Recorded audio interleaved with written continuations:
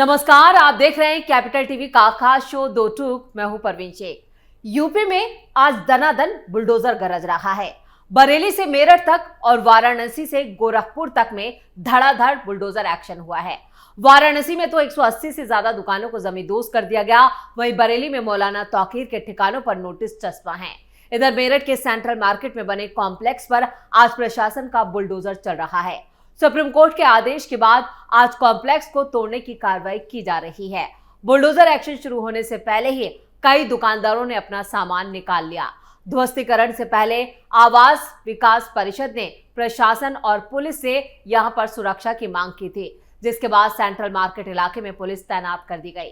वहीं मेरठ के जिन लोगों की दुकानें मिट्टी में मिलाई जा रही हैं, वो खुद भी बुलडोजर के नीचे आकर अपनी जान देने की दुहाई दे रहे हैं। क्यों सुप्रीम कोर्ट के आदेश पर गरज रहा है बुलडोजर, सब कुछ आपको बताएंगे अपने इस खास शो में। मेरठ में करोड़ों की दुकानों पर चला बुलडोजर। रोते बिलखते लोगों ने बुलडोजर का किया विरोध। कैसे बरेली में प्रशासन के एक्शन से मचा हड़कंप। उत्तर प्रदेश के मेरठ शहर में आज सुबह सेंट्रल मार्केट के अवैध कॉम्प्लेक्स पर बुलडोजर चलाने की तैयारी पूरी कर ली गई। सुप्रीम कोर्ट के पहले के आदेशों का पालन करते हुए जिला प्रशासन ने इस कार्रवाई को अंजाम देने का फैसला लिया। भले ही इस मामले की अगली सुनवाई 27 अक्टूबर को होनी है। कॉम्प्लेक्स नंबर 661/6 में बनी 25 दुकानों को ध्वस्त करने का टारगेट है, जो लंबे वक्त से अवैध निर्माण के विवाद में घिरा हुआ है। बुलडोजर कार्रवाई को लेकर रात भर कारोबारियों में हड़कंप मचा रहा। दुकानदारों ने अपना अपना सामान समेटना शुरू कर दिया था, जबकि पूरा इलाका पुलिस छावनी में तब्दील हो चुका है। शास्त्री नगर के इस सबसे भीड़-भाड़ वाले बाजार में भारी संख्या में पुलिस बल तैनात कर दिया गया। फायर ब्रिगेड की टीमें भी मौके पर पहुंच चुकी हैं। साथ ही सभी जिलों से अतिरिक्त फोर्स बुलाकर मेरठ में लगाई गई है। प्रशासन ने बाजार के चारों तरफ से रास्तों को सील कर दिया। मुनादी कराकर खाली कराने का आदेश। यह अवैध निर्माण 1986 से चला रहा है, जब इस कॉम्प्लेक्स की नींव पड़ी थी। आवास एवं शहरी नियोजन विभाग ने शुक्रवार शाम से ही मार्केट में मुनादी कराकर दुकानें खाली करने का आदेश दिया था। कारोबारियों का कहना है कि वो अदालत के फैसले का इंतजार कर रहे थे, लेकिन प्रशासन ने पहले के निर्देशों का पालन करते हुए कार्रवाई को आगे बढ़ा दिया। सुप्रीम कोर्ट में 6 अक्टूबर 2025 को इस याचिका पर सुनवाई हुई थी, जिसमें ध्वस्तीकरण के आदेश दिए गए थे। स्थानीय लोगों और कारोबारियों के बीच चिंता का माहौल है। इस कार्रवाई से बाजार की दुकानें बंद हो चुकी हैं और आसपास के इलाकों में यातायात भी प्रभावित हो रहा है।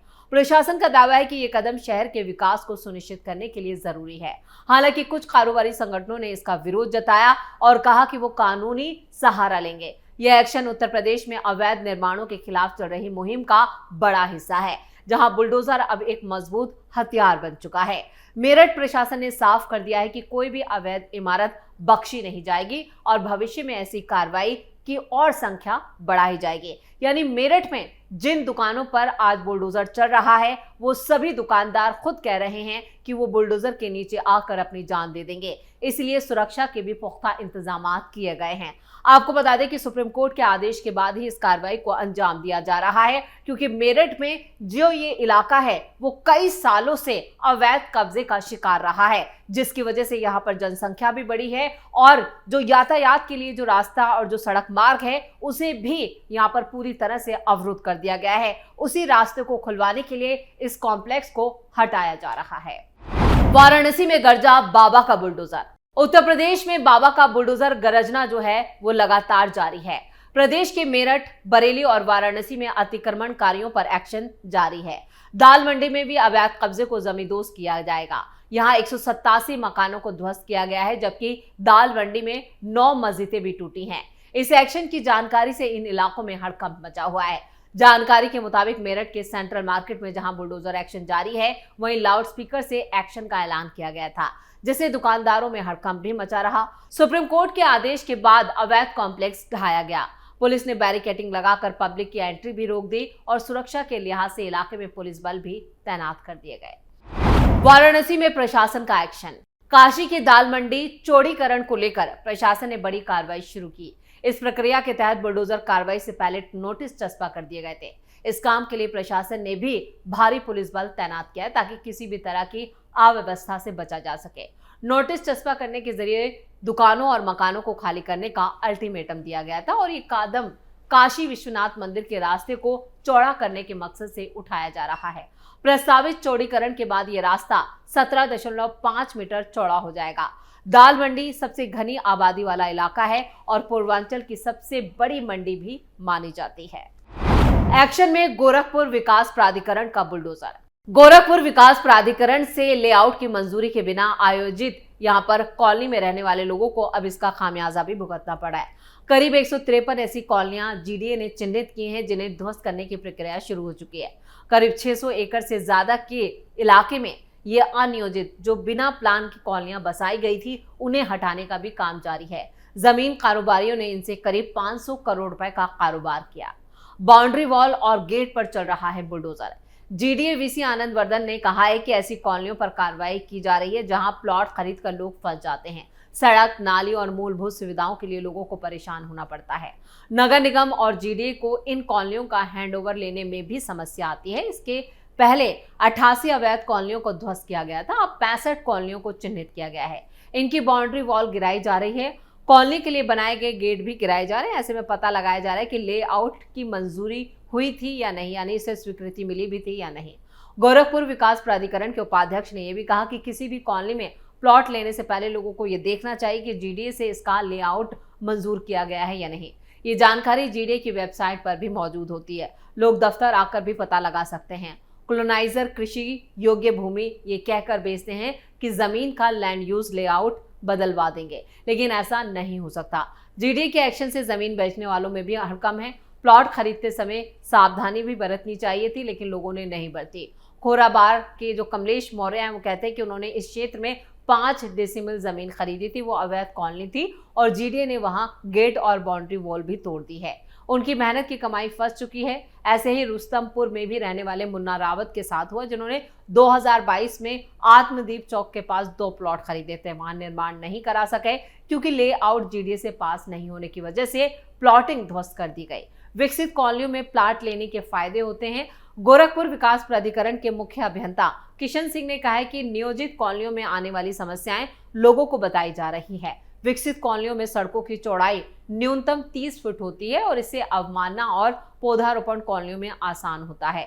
इनमें बच्चों के खेलने के लिए पार्क की भी सुविधा है। स्कूल के लिए भी प्लॉट का जो कॉन्सेप्ट है वो भी होता है। प्राधिकरण लोगों को यहाँ पर जागरूक भी कर रहा है। साथ ही सड़क बनाने से लेकर ड्रेनेज सिस्टम में भी इसमें विकसित होता है। और इधर बिजली की भी व्यवस्था, खंभे, तार स्थायी रूप से सड़क से गुजरे, इसके लिए भी इंतजाम किए जाते हैं। इससे बिजली कनेक्शन लेने में कोई असुविधा नहीं होती।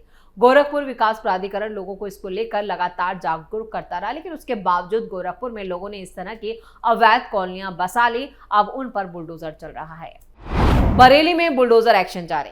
26 सितंबर को बरेली में हुई सांप्रदायिक हिंसा के बाद प्रशासन लगातार सख्त कार्रवाई कर रहा है। बरेली विकास प्राधिकरण और नगर निगम की संयुक्त टीम भी समाजवादी पार्टी के कई नेताओं, जिनमें अब्दुल कयूम मुन्ना के इलेक्ट्रिक शोरूम से लेकर जिसे सील किया गया था, अब उसे ध्वस्त किया जा रहा है। शोरूम प्रेमनगर थाना क्षेत्र में है। बीडीए की टीम ने भारी पुलिस बल के साथ अचानक पहुंचकर शोरूम को खाली करा दिया और उस पर ताला लगा दिया था, जिसके बाद आज उसका ध्वस्तीकरण किया जा रहा है। इधर सपा पार्षद अब्दुल कयूम मुन्ना ने प्रशासन की कार्रवाई को गैर कानूनी और एक तरफा बताया। उन्होंने कहा कि मुझे ना कोई नोटिस दिया गया और ना ही कोई जानकारी दी गई। उस दिन मैं अपने शोरूम में बैठा था, मेरा हिंसा से कोई लेना देना नहीं है। उनका कहना है कि वो ईमानदारी से कारोबार करते हैं और राजनीतिक द्वेष के तहत उन्हें निशाना बनाया जा रहा है। एक ही दिन में कई ठिकानों पर कार्रवाई। सिर्फ अब्दुल कयूम मुन्ना ही नहीं, प्रशासन की नजर अब तौकीर रजा के दूसरे करीबियों पर भी है। सपा नेता वाजिद बेग के फरीदपुर के भव्य बारात घर को पहले ही सील कर दिया गया था, जिसे अब ध्वस्त किया जा रहा है। 100 फुटा रोड पर न्यू खान मोटर्स गैराज पर भी ताला जड़ दिया गया।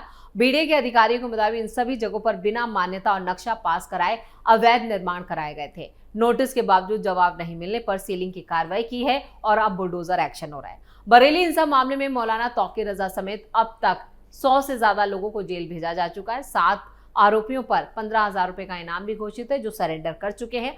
तौकीर रजा के करीबी नफीस के बारात घर को कुछ दिन पहले ही बुलडोजर से गिराया गया था।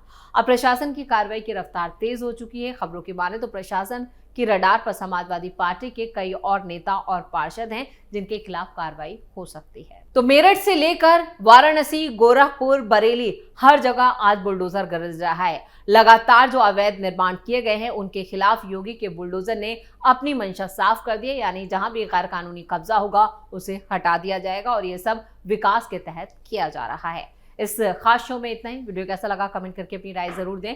वीडियो को लाइक करें, शेयर करें और कैपिटल टीवी को सब्सक्राइब जरूर करें। धन्यवाद।